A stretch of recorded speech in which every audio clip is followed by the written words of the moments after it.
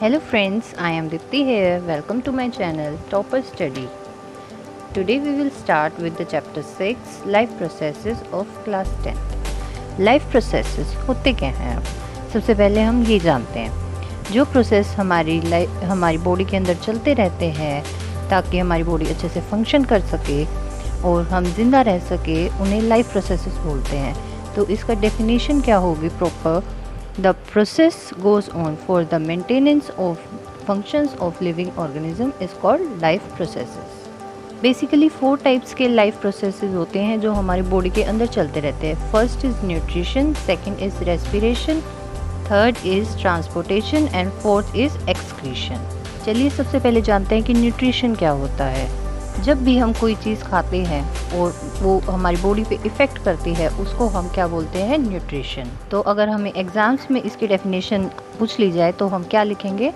The food that we eat and the way it affects us is called nutrition. Nutrition basically 2 types का होता है, autotrophic nutrition and heterotrophic nutrition.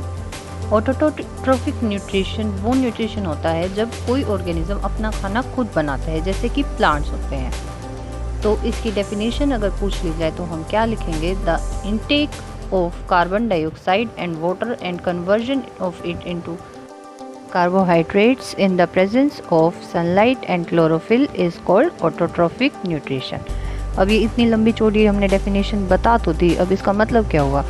जब plants carbon dioxide और water को carbohydrates के अंदर convert करते हैं सनलाइट और क्लोरोफिल के प्रेजेंस में, तो उस टाइप के न्यूट्रिशन को हम क्या बोलते हैं? Autotrophic nutrition.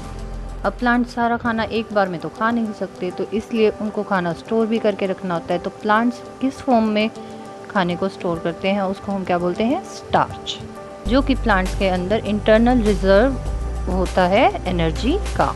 ऑटोट्रॉफिक न्यूट्रिशन एक प्रोसेस के थ्रू होता है जिस प्रोसेस को हम किस नाम से जानते हैं? फोटोसिंथेसिस।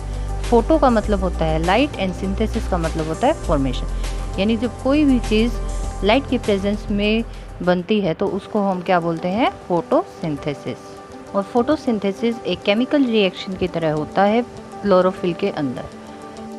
फोटोसिंथेसिस को अगर हम केमिकल रिएक्शन की तरह देखें तो हमें क्या पता चलता है कि इसमें 6 molecules of carbon dioxide, 12 molecules of water react करते हैं सनलाइट एंड क्लोरोफिल के प्रेजेंस में और and make glucose, 6 molecules of oxygen and 6 molecules of water हमें बाय प्रोडक्ट के रूप में मिलते हैं।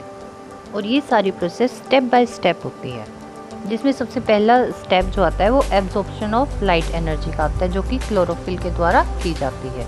सेकेंड स्टेप के अंदर जो लाइट एनर्जी है वो केमिकल एनर्जी में कन्वर्ट होती है और जो वाटर मॉलिक्यूल्स है वो हाइड्रोजन और ऑक्सीजन में टूट जाते हैं, यानी स्प्लिट हो जाते हैं। और लास्ट एंड फाइनल स्टेप होता है कार्बन डाइऑक्साइड जो होती है वो कार्बोहाइड्रेट्स में रिडक्शन के प्रोसेस के थ्रू कन्वर्ट हो जाती है। एक बात ध्यान में रखना कि ज़रूरी नहीं कि ये सारे स्टेप्स हैं वो एक के बाद एक तभी के तभी हो जाएं। इस चीज़ को समझने के लिए हम एक एग्जाम्पल लेते हैं डेजर्ट प्लांट्स का। जो डेजर्ट प्लांट्स होते हैं जैसे कैक्टस, वो रात को कार्बन डाइऑक्साइड को एटमॉस्फेयर से एब्जॉर्ब करते हैं और एक इंटरमीडिएट तैयार कर लेते हैं, मतलब एक बीच का प्रोडक्ट तैयार कर लेते हैं। जैसे पिज़्ज़ा बनाने के लिए उसके डो को प्रिपेयर करके रखा जाता है पर पिज़्ज़ा को बाद में बनाया जाता है, उसी तरह ये भी एक बीच का इंटरमीडिएट तैयार कर लेते हैं। तो डे टाइम में जो एनर्जी एब्जॉर्ब की जाती है क्लोरोफिल के द्वारा उससे कार्बोहाइड्रेट में कन्वर्ट करते हैं।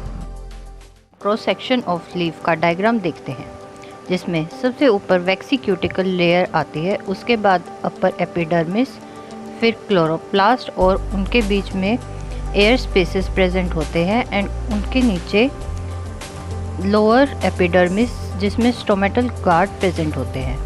आई होप आपको अब तक जितना पढ़ाया है अच्छे से समझ में आया होगा। चलो अब आगे बढ़ते हैं और स्टोमेटल ओपनिंग एंड क्लोजिंग के बारे में पढ़ते हैं।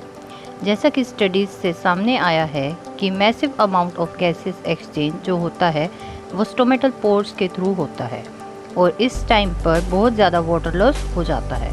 तो इस वाटर लॉस को कम करने के लिए स्टोमेटल पोर्स बंद करने बहुत ज़रूरी होते हैं। जब कार्बन डाइऑक्साइड की रिक्वायरमेंट नहीं होती तो स्टोमेटल पोर्स की क्लोजिंग हो जाती है, और ये ओपनिंग एंड क्लोजिंग जो होती है स्टोमेटल पोर्स की, वो गार्ड सेल्स रेगुलेट करते हैं।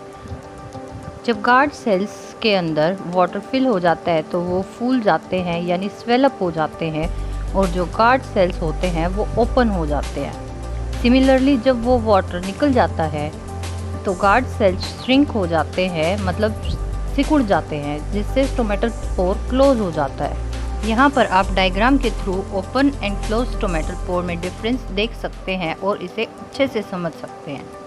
अब ऑटोट्रोफ सिर्फ कार्बोहाइड्रेट्स पर तो डिपेंड नहीं होते, उन्हें और भी न्यूट्रिएंट्स चाहिए होते हैं अपने लाइफ प्रोसेसेस को रन करने के लिए, जैसे water, nitrogen, phosphorus, iron and magnesium, जो कि सोयल से एब्जॉर्ब होते हैं रूट्स की हेल्प से।